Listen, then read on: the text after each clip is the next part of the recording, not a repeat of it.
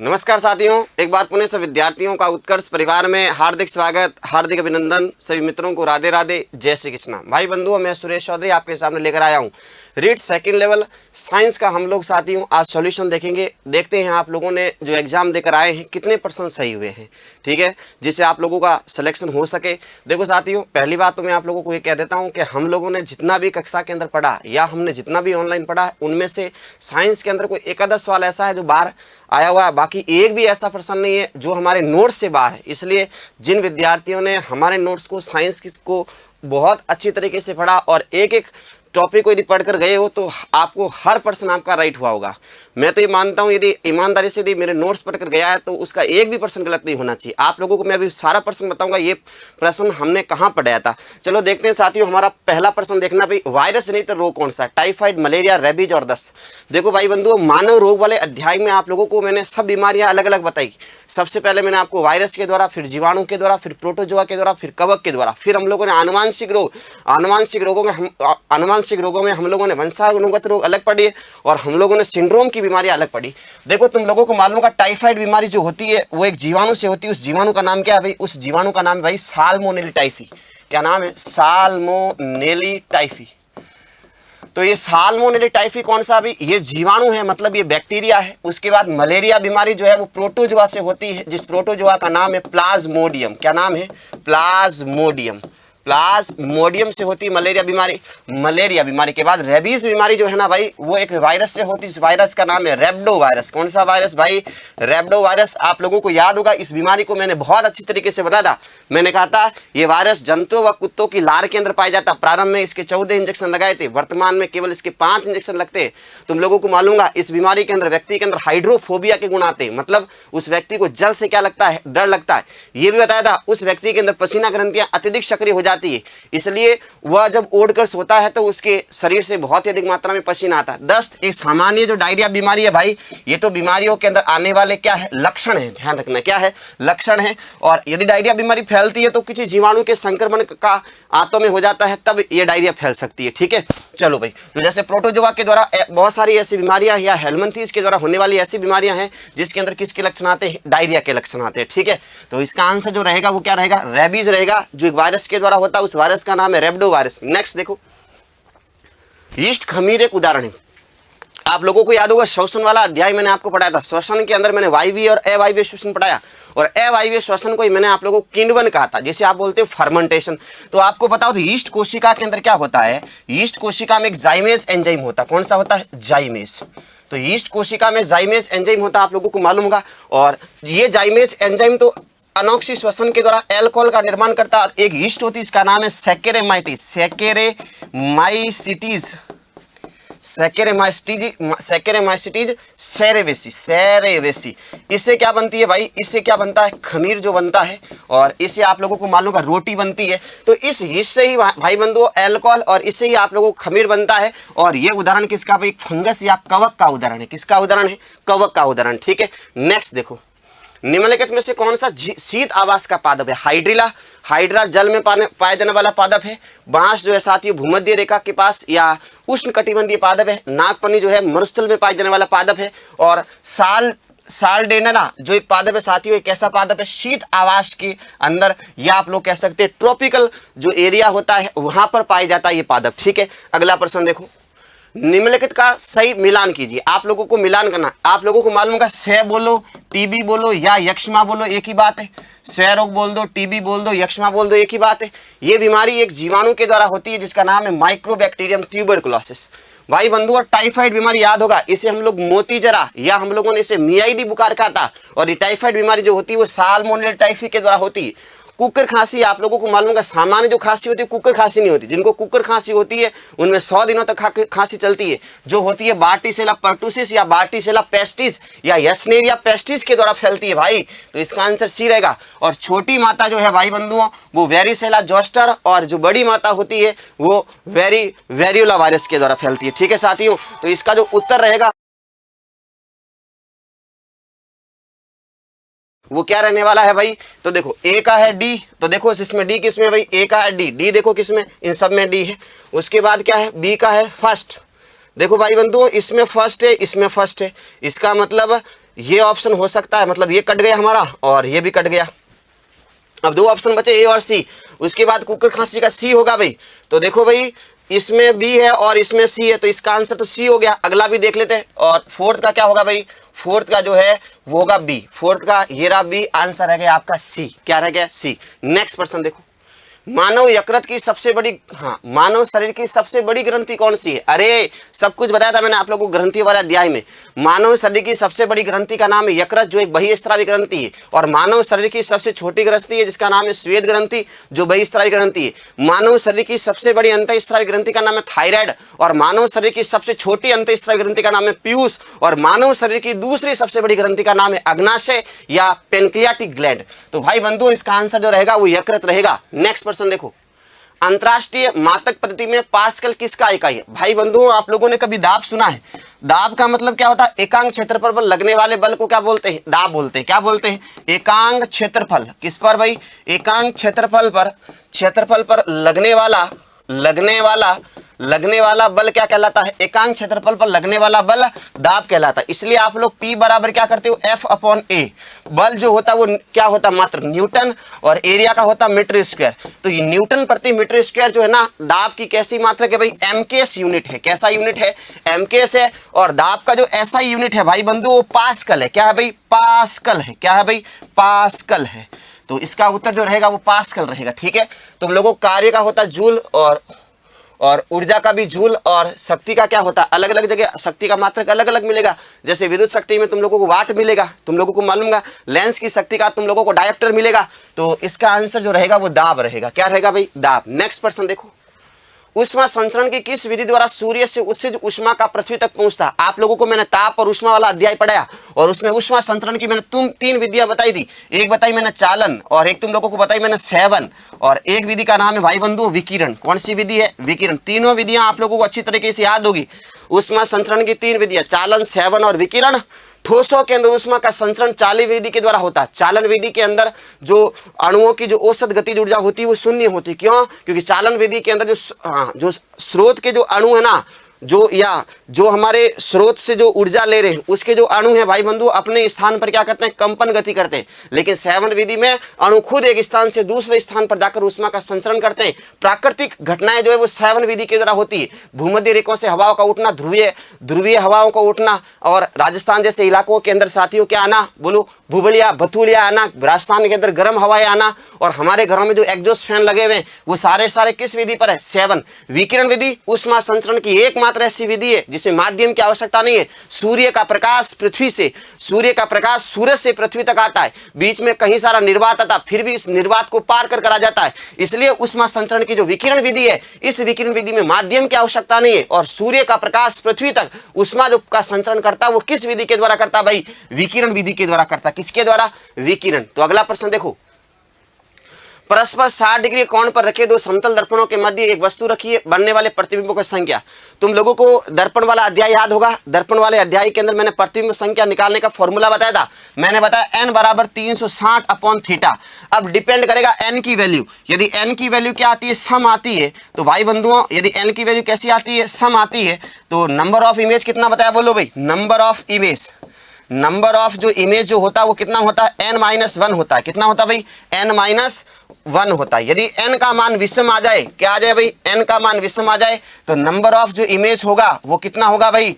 Number of जो image होगा वो कितना होगा भाई? n होगा। क्या होगा? n। तो करो 360/60, 0 से 0 कटा 6, तो n की वैल्यू 6 आई है। 6 मतलब कैसी संख्या? सम है। तो नंबर ऑफ इमेज n-1 मतलब 6 - 1 बराबर 5। आंसर क्या रहेगा? 5 रहेगा। ठीक है, नेक्स्ट प्रश्न देखो, ध्वनि की तीव्रता ध्वनि के किसके द्वारा निर्णय होती है? आयाम, आवर्ती, तारकत्व और आवर्त। ध्वनि वाले अध्याय मैंने बताया था ध्वनि की जो तीव्रता होती है वो आयाम के क्या होती है? वर्ग के समानुपाती। ध्वनि की तीव्रता आयाम के क्या होती है? वर्ग के समानुपाती। तो ध्वनि की तीव्रता किस पर निर्भर करती है भाई? आयाम पर निर्भर करती है, एम्पलीट्यूड पर निर्भर करती है। आंसर रहेगा ए।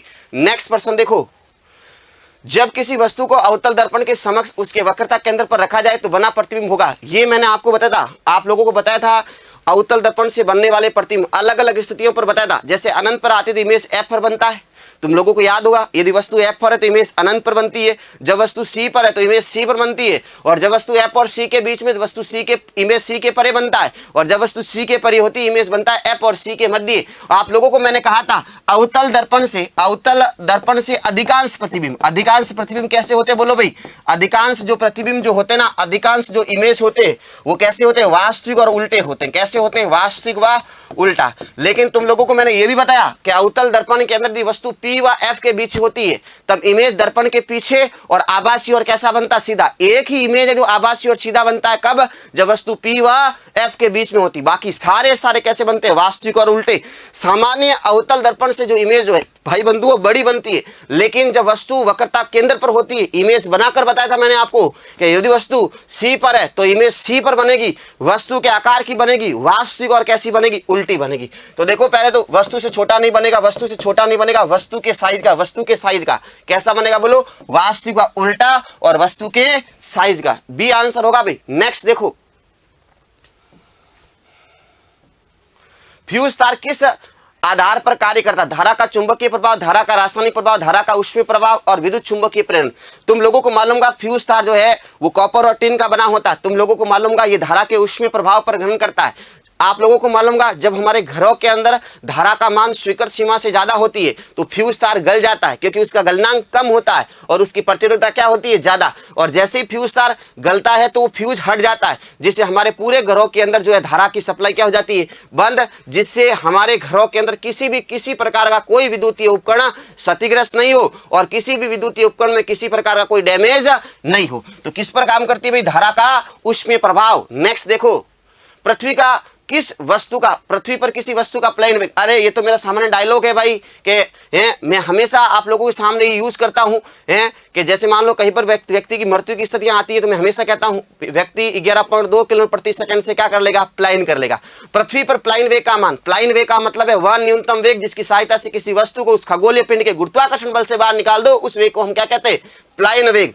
तो भाई बंधुओं प्लाइन वेग का मतलब क्या है, वह न्यूनतम वेग जिसकी सहायता से किसी वस्तु को उसके खगोलीय पिंड के गुरुत्वाकर्षण बल से क्या कर दो, बाहर निकाल दो, उस वेग को हम कहते हैं प्लाइन वेग। और प्लाइन वेग का मान 11.2 किलोमीटर प्रति सेकंड होता है। 11.2 किलोमीटर प्रति सेकंड। ये आपकी टेस्ट सीरीज के अंदर जो है ना, जो मॉडल पेपर दे रखे उसके अंदर भी था, देख लेना भले आप लोग, ठीक है। तो वस्तु का जो प्लाइन वेग होता है कितना, 11.2 किलोमीटर प्रति सेकंड, 11.2 किलोमीटर प्रति सेकंड, 11.2 किलोमीटर प्रति सेकंड। नेक्स्ट देखो, कागज पर उपलब्ध दस्तावेज अथवा चित्रों को कंप्यूटर की डिजिटल मेमोरी में संग्रहित करने के लिए उपयोग में ली जाती है। OMR, स्कैनर, प्लॉटर और MICR। देखो ये सामान्य कंप्यूटर का पर्सन है, तुम लोगों ने देखा होगा, ये तो बहुत नॉर्मल सा पर्सन है। तुम लोगों ने देखा होगा कि भाई कागज पर कोई वस्तुएं हैं तो हम स्कैन करते हैं, स्कैन कर हम भी अपने कंप्यूटर की डाटा मेमोरी में क्या करते हैं, सेव करते हैं। तो किसके द्वारा भाई डाटा मेमोरी में सेव किया जाता है, स्कैनर के द्वारा। किसके द्वारा, स्कैनर के द्वारा। नेक्स्ट देखो,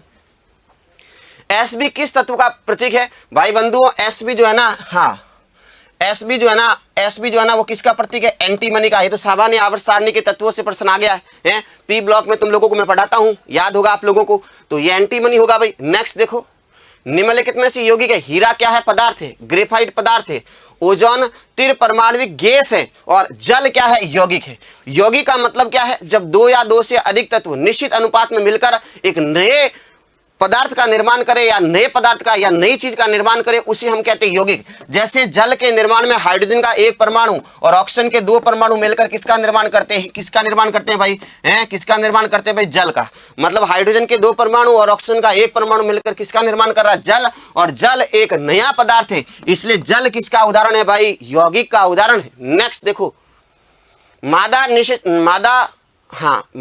मानव में निषेचन स्थल। ये मैंने बताया था आप लोगों को, याद होगा कि मानव में निषेचन की प्रक्रिया एम्फुला व स्थमस के जंक्शन पर होती है। और एम्फुला और स्थमस किसके भाग होते हैं, फैलोपियन नलिका के। आप लोगों को मालूम होगा महिलाओं में सबसे पहले क्या होता है, अंडोत्सर्ग होता है। क्या होता है भाई बंधुओं, सबसे पहले अंडोत्सर्ग, मतलब अंडा से होता है। अंडा से अंड कोशिका फैलोपियन नलिका में आती है। ये अंड कोशिका 48 से 72 घंटे तक सक्रिय रहती है। 48 से 72 घंटों के भीतर यदि इस फैलोपियन नलिका में शुक्राणु से मुलाकात हो जाती है तो मुन्ने के निर्माण की प्रक्रिया शुरू, मतलब निषेचन की घटना हो जाती है। तो ये घटना फैलोपियन नलिका, अंडवाहिनी नलिका, इसे हिंदी में हम सामान्य डिंब वाहिनी नलिका भी कहते हैं। नेक्स्ट प्रश्न देखना भाई, हाइड्रा में सामान्य अलैंगिक जनन का प्रकार है। जनन वाला टॉपिक दे लेना। जीवों में जनन दो प्रकार का, लैंगिक व अलैंगिक। अलैंगिक जनन ऐसा होता है जिसमें केवल एक जीव भाग लेता है, जिसमें निषेचन की प्रक्रिया नहीं होती। जैसे हाइड्रा में क्या होता है भाई, हाइड्रा है, हाइड्रा सबसे पहले यहां से एक बर्ड्स मतलब एक कलिका निकालता है और फिर ये कलिका टूटकर एक नए जो है हाइड्रा का निर्माण कर लेती। इस विधि को हम लोग कहते हैं मुकुलन कहते हैं। क्या कहते हैं भाई, मुकुलन कहते हैं। नेक्स्ट देखना, हाँ, तृप्त स्थल शब्द। तृप्त स्थल मतलब हॉट स्पॉट। हॉट स्पॉट क्या होते हैं भाई, ऐसे स्थान जहां पर जीवों की संख्या ज्यादा है लेकिन जीवों के नष्ट होने की या उनके संकट का खतरा बहुत ज्यादा है, ऐसे स्थानों को हम लोग हॉट स्पॉट कहते हैं। हॉट स्पॉट शब्द देने वाले व्यक्ति का नाम क्या है, नॉर्मन मेरस। कौन है भाई, नॉर्मन मेरस नामक व्यक्ति ने हॉट स्पॉट शब्द दिया था। नेक्स्ट देखो, निम्नलिखित में से कौन सी तकनीक जैव चिकित्सा अपशिष्ट के निस्तारण हेतु सर्वाधिक प्रयुक्त होती है। भाई देखो, जैव चिकित्सीय जो अपशिष्ट पदार्थ होते हैं उनको हम लोग क्या करते हैं, जलाते हैं, और जलाने की प्रक्रिया को हम लोग क्या कहते हैं, भस्मीकरण कहते हैं। क्या कहते हैं, भस्मीकरण। तो उत्तर क्या रहेगा, भस्मीकरण रहेगा। ठीक है, नेक्स्ट देखो, निम्नलिखित में से किसको भारत को बर्डमैन के रूप में जाना जाता है, सलीम अली को, हाँ, एपीजे अब्दुल कलाम को, हुमीर जहांगीर भाभा को और सीवी रमन को। तुम लोगों ने सलीम अली का नाम सुना होगा, जिन्होंने पर्यावरण के अंदर एक अपना अनूठा योगदान दिया, जिन्होंने पक्षियों को बचाने के लिए जो है भारत सरकार के साथ मिलकर कई प्रकार के समझौते और पर्यावरण के क्षेत्र में अपना एक बहुत बड़ा योगदान और अपना अमूल्य योगदान दिया था। किसने, सलीम अली ने। और सलीम अली को हम लोग क्या कहते हैं, भारत के बर्डमैन के नाम से जानते हैं। नेक्स्ट देखना, निम्नलिखित में से कौन से कोशिकांग में सरूपण तल व परिपक्वन तल पाए जाते हैं। देखो मैंने बताया था, तुम लोगों को याद होगा, गोल्जी का तीन अलग अलग संरचनाओं से मिलकर बना है। एक होता है सिस्टर्नी, एक होता है वेसिकल्स और एक होता है ट्यूब्यूल्स। तुम लोगों को मैंने बताया था गोल्जी का कि ये ऊपर वाली संरचना सिस और ये संरचना होती ट्रांस, और जिस संरचना में सिस और ट्रांस हो उसमें क्या मिलेगा, सरूपण मिलेगा, और उस स्थान पर किसी पदार्थ का परिपक्वन होगा। इसलिए इसका उत्तर जो रहेगा वो गोल्जी का रहेगा, जिसकी खोज करने वाले व्यक्ति का नाम कैमिलो गोल्जी था। नेक्स्ट देखना, वयस्क मनुष्य के ऊपरी जबड़े में उपस्थित च्वर्णक दांतों की संख्या कितनी। सुनना भाई, दांत चार प्रकार के, इंसाइजर, कैनाइन, प्रीमोलर और मोलर। इसे हम बोलते हैं कर्तनक, इसे हम बोलते हैं रदनक, इसे हम बोलते हैं अग्रच्वर्णक, और इसे हम लोग जो कहते हैं क्या कहते हैं भाई, च्वर्णक कहते हैं। क्या कहते हैं, च्वर्णक।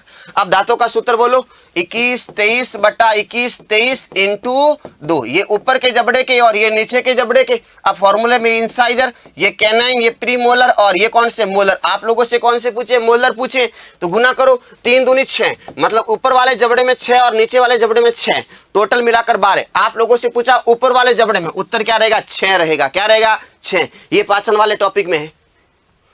अगला प्रश्न, एल्यूमिनियम सल्फेट का रासायनिक फॉर्मूला। तुम लोगों को मालूम होगा एल्यूमिनियम की वैलेंसी +3 होती है और सल्फेट की वैलेंसी -2 होती है, इसलिए क्या फॉर्मूला बनेगा, Al2SO4 का होल थ्राइस। ये इधर जाएगा, ये इधर जाएगा, तो फॉर्मूला क्या है, Al2SO4 का होल थ्राइस। सी उत्तर रहेगा भाई। नेक्स्ट देखो, निम्नलिखित में से सबसे कम गलनांक वाली धातु कौन सी है। देखो ये अच्छा प्रश्न था, देखो इधर देखो, बिसनोफ, बैंगन, आलू, गाजर इन थैला, फिर काशी गए संत प्रभु, फिर नेपाल, पाकिस्तान, ऑस्ट्रेलिया सब भिखारी, फिर ओम सिंह से टीपो, फिर कल बार आई आंटी। अब तुम लोगों को मालूम होगा ऊपर से नीचे आने पर गलनांक क्या होता, बोलो भाई, ऊपर से नीचे आने पर गलनांक क्या होता, बोलो, घटता है, और बाएं से दाएं जाने पर गलनांक क्या होता, बढ़ता। मतलब इधर जाओगे तो गलनांक बढ़ेगा। देखो किस किस की बात करा, गैलियम येरा, फिर बिस्मिथ, येरा बिस्मिथ, और फिर एंटीमनी, येरा एंटीमनी, और फिर आर्सेनिक, और येरा आर्सेनिक। अब देखो, अब इधर से इधर जाओगे तो गलनांक बढ़ेगा, इसका मतलब गैलियम से ज्यादा इनका गलनांक होता है। भाई यदि एक ही लाइन में होते ना, यदि ये 3 तत्व होते ना तो आप बिस्मिथ कहते, लेकिन अब इधर जा रहे हो ना, इधर जा रहे हो तो गलनांक बढ़ रहा, मतलब इसका गलनांक कम होगा और इसका गलनांक ज्यादा होगा। तो सबसे कम गलनांक इसका गैलियम का, आंसर क्या रहेगा, गैलियम रहेगा। नेक्स्ट देखो, क्षारीय माध्यम में फिनोप्थिलीन का सूचक का रंग होता है। देखो क्षारीय माध्यम में फिनोप्थिलीन जो है ना अम्लीय माध्यम में सफेद होता है, और क्षारीय माध्यम में फिनोप्थिलीन जो है वो कैसा होता है, गुलाबी रंग का होता है। कैसे रंग का होता है भाई, गुलाबी रंग का होगा। नेक्स्ट देखो, निम्नलिखित संश्लेषित रेशों में एथिलीन ग्लाइकोल और टर्थिलिक अम्ल से कौन बनता है। भाई देखो एथिलीन ग्लाइकोल का फॉर्मूला होता है CH2OH और CH2 और OH। तुम लोगों को पूछा गया टरथेलिक अम्ल का फॉर्मूला। टरथेलिक अम्ल का फॉर्मूला ये होता है, बेंजीन की वलय C डबल बॉन्ड O और OH, बेंजीन की वलय C double bond O OH, तो यहां से H और यहां से OH और यहां से H और यहां से OH, और बन जाएगा तुम लोगों के सामने ड्रैकॉन हैं। इसे हम ड्रैकॉन या हम लोग इसे टेरिलीन के नाम से जानते हैं। तुम लोगों को मालूम होगा आर्नोल जो होता है, जो पॉलीएक्रिलोनाइट्रोल होता है, इसे हम बोलते हैं आर्लोन बोलते हैं। नाइलॉन अलग होता है जो किससे बनता है भाई, हेक्सामेथिलीन डाइअमीन और एडिपिक अम्ल से बनता है नाइलॉन 6,6। तो आंसर रहेगा ड्रैकॉन रहेगा भाई। कौन रहेगा? ड्रैकॉन। ठीक है भाई बंधु, हम आपसे आशा करते हैं आप लोगों के अच्छे % राइट हुएंगे और आप लोगों का सिलेक्शन होगा, जरूर सिलेक्शन होगा। तो हम लोग वापस मुलाकात करेंगे भाई आप लोगों के सामने किसी नए पेपर के वीडियो सॉल्यूशन के साथ। तब तक सभी भाई बंधुओं को, सभी प्यारे साथियों को bye, take care, have a nice day. Jai Hind, जय भारत।